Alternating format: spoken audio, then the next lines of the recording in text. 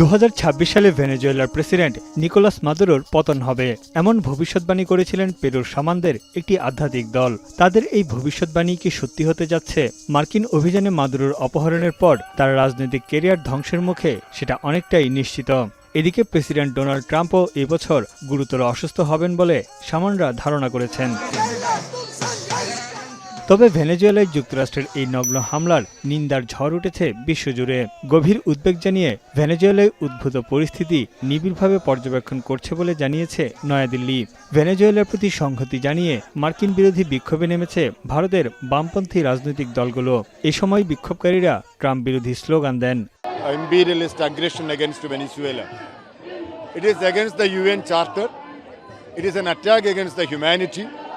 And America has no right to interfere in a sovereign country. It's an evolving situation, and so therefore everybody around the world is watching things carefully. ভেনেজুয়েলায় যুক্তরাষ্ট্রের সামরিক হস্তক্ষেপ ও president মাদুরোকে গ্রেপ্তারের নিন্দা জানিয়ে পাকিস্তানের করাচিতে বিক্ষোভে নেমেছে ট্রেড ইউনিয়নগুলো। মাদুরোর অবিলম্বে মুক্তির দাবি জানিয়েছে করাচির বেশ কয়েকটি ট্রেড ইউনিয়নের সদস্যরা। ट्रंप के खिलाफ जो है आलमी इंसाफ की अदालत के अंदर मुजरिमाना जंगी जुनून का मुकदमा चलाया जाए।